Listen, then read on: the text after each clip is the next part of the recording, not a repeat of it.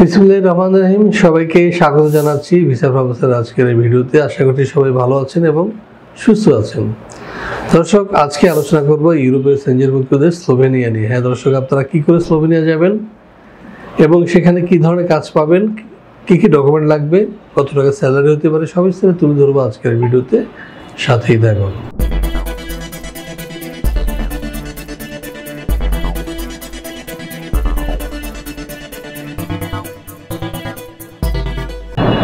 হ্যাঁ দর্শক, আমাদের আজকের আলোচ্য দেশ স্লোভেনিয়া। শুরুতে চলুন দেখে আসি কেমন দেশ এই স্লোভেনিয়া। মধ্য ইউরোপের দেশ স্লোভেনিয়ার প্রাতিষ্ঠানিক নাম দ্য রিপাবলিক অফ স্লোভেনিয়া। এর পশ্চিমে রয়েছে ইতালি, উত্তরে অস্ট্রিয়া, উত্তর পূর্বে হাঙ্গেরি, দক্ষিণ পূর্বে ক্রোয়েশিয়া এবং দক্ষিণ পশ্চিমে আড্রিয়াটিক সাগর। স্লোভেনিয়া পাহাড় ও বন সমৃদ্ধ একটি দেশ। মোট আয়তন 20,771 বর্গ কিলোমিটার এবং জনসংখ্যা 2.1 মিলিয়ন। এর আগে এটি ছিল যুগোস্লাভিয়ার একটি অংশ। 1991 সালের 25 জুন সর্বপ্রথম কোনো রাষ্ট্র হিসেবে স্লোভেনিয়া যুগোস্লাভিয়ার জোট থেকে বের হয়ে আসে এবং নিজেদের স্বাধীন ও সার্বভৌম রাষ্ট্র হিসেবে ঘোষণা করে। তাদের বেশিরভাগ স্লোভেনিজ জাতিভুক্ত। স্লোভেনিয়ার আবহাওয়া প্রধানত উপমহাদেশীয়। লুবলিয়ানা দেশটির রাজধানী ও সর্ববৃহৎ শহর। 2002 সালে জরিপ মতে স্লোভেনিয়া মুসলমানের সংখ্যা 47,824, যা মোট জনসংখ্যার শতকরা 2.4 ভাগ। দর্শক, আমরা দেখে আসলাম কেমন দেশ এই স্লোভেনিয়া। এবার আমরা যেটি জানবো সেটি হচ্ছে এই দেশে বর্তমানে কি ধরনের কাজ রয়েছে। চলুন দেখে আসি কি কি কাজ রয়েছে স্লোভেনিয়া। ইউরোপের সেনজেনভুক্ত দেশসমূহে যেতে চাইলে অনেকের কাছে প্রথম পছন্দ স্লোভেনিয়া, কেননা এখনো এখানে খুব বেশি বাইরের মানুষ নেই। স্লোভেনিয়ার ইমিগ্রেশন পলিসি দীর্ঘমেয়াদে যারা দেশটিতে বসবাস করতে চান তাদের জন্য আদর্শ।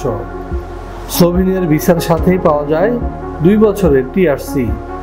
সেই সঙ্গে যদি এই 5 বছর ফুল টাইম কাজ করার অভিজ্ঞতা থাকে তাহলে তিনি পাবেন স্লোভেনিয়ার পার্মানেন্ট রেসিডেন্ট কার্ড। স্লোভেনিয়ার বর্তমানে কাজের সুযোগ রয়েছে কনস্ট্রাকশন, ফ্যাক্টরি, অ্যাগ্রোওয়েজ ফ্যাক্টরি প্রভৃতি।